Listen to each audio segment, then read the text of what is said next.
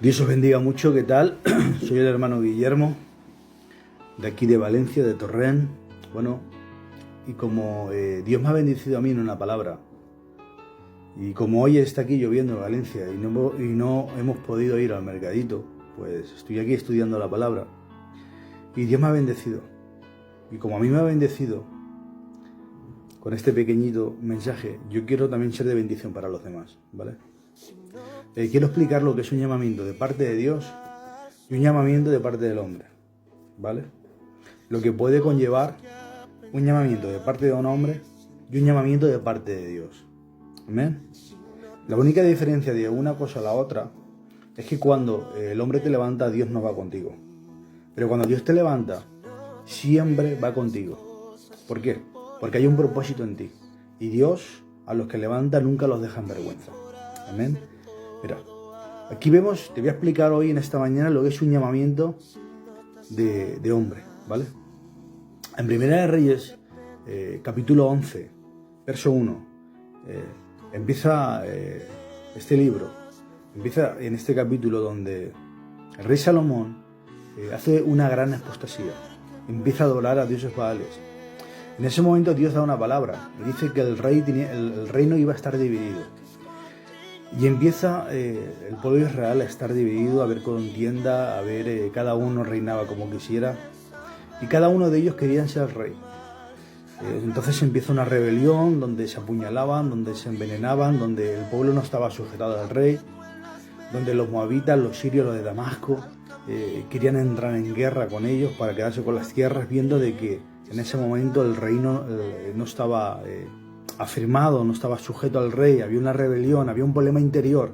Entonces los de afuera también, viendo la debilidad de ese momento, intentan asiriar a Israel para quedarse con sus tierras. Pero hay un momento en esa historia donde en el capítulo 16, verso 30, muere un rey. Y ese rey tenía un hijo. Él tiene un hijo. Ese hijo se llamaba el rey Acá.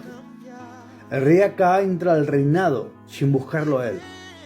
Él entra como rey de Israel por herencia. Pero sobre todo entra siendo rey sin unción, sin ungir el profeta. Recordar, este es un buen ejemplo, de que cuando cuando alguien iba a ser levantado como rey, el profeta lo ungía. ¿Se acordáis del rey David cuando el profeta Samuel lo ungió?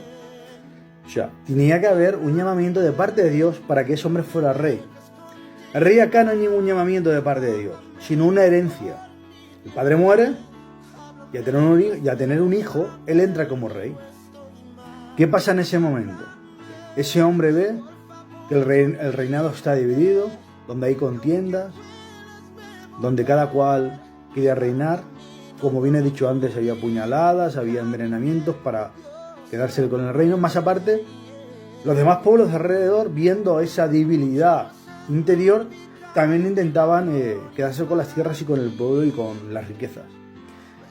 El rey Acá, como no estaba ungido, como no estaba levantado como rey por parte de Dios, bajo su humanidad, bajo su conocimiento, bajo su personalidad, él sabe que su padre tenía un gran amigo muy poderoso, que era el rey de los sidonios, el rey de Tiro de Sidón.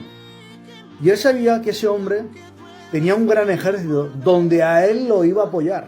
Más aparte, le iba a dar también un gran abanico, donde para comprar y vender, otro mercado, por decirlo de otra forma, ¿vale? Y él quiere hacer una gran alianza con él. Pero no solo hace una gran alianza para que protegiera a su pueblo y le diera también poder económico, se casa con su hija, se casa con Jezabel, se casa con una bruja diabólica. ¿Pero por qué? Porque Dios no estaba con él. Y al no estar Dios con él, él usa su entendimiento humano, un entendimiento carnal, no espiritual. ¿Qué pasa con Jezabel? Que acaba destruyendo todos los altares de Jehová Dios y empieza construyendo altares a Baal y a Desera. Entonces, en Israel hay un gran desastre, y es cuando Elías, el profeta de Dios, entra en escena. Yo creo que todo eso lo sabemos. Pero todo se ocurrió por un giro de acontecimientos donde ese hombre le fue favorable esos acontecimientos que no venían de parte de Dios y donde conllevó de que el reinado cayera en las manos de una bruja diabólica. ¿Pero por qué? Porque Dios no estaba en ese momento. Vemos otra parte en la Biblia, gente que ha tenido un llamado de parte de Dios como Moisés. Moisés, su llamamiento empieza cuando él está pastoreando. Él está pastoreando las ovejas de su suegro y dice que ve una zarza ardiendo.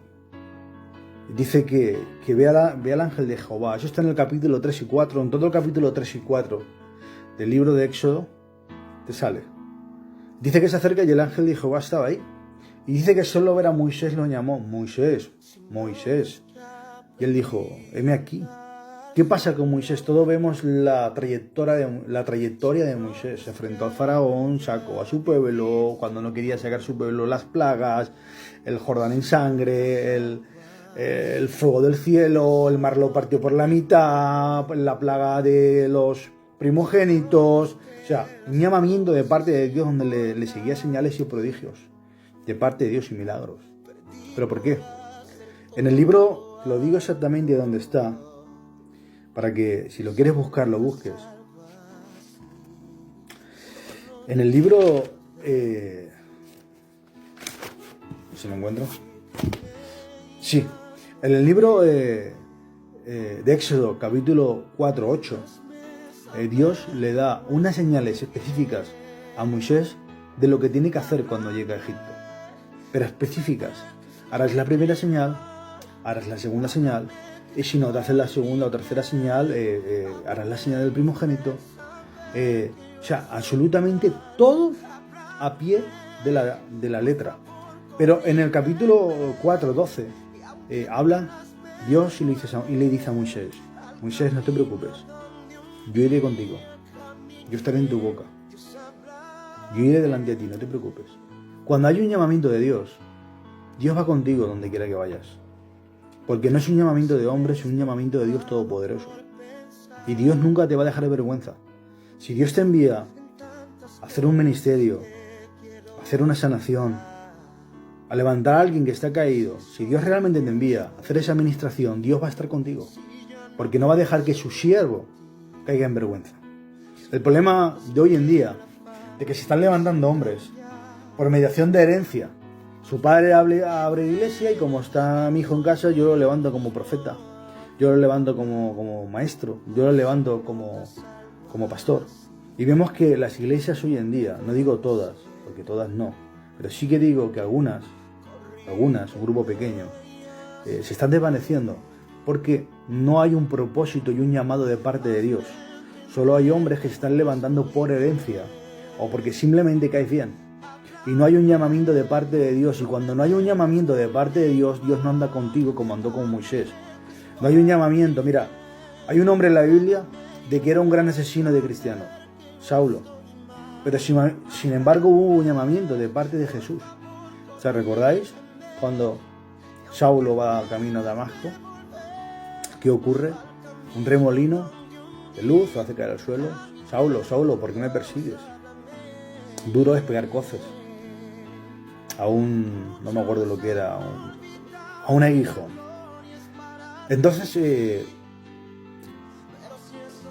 enseguida hubo un llamamiento de parte de Jesús por Saulo, un asesino que escribió el 40% de la Biblia, un asesino que escribió 13 libros del Nuevo Testamento, un asesino que por amor a Dios fue apedreado, fue latigado, fue torturado, estuvo en la cárcel un montón de tiempo, pues fue perseguido. ¿Pero por qué? Porque fue un llamamiento de parte de Dios, fue un propósito. ¿Me entendéis? Por eso hay tantas y tantas iglesias hoy en día que entran pastores donde hay 200 almas y a cabo de un año quedan 30.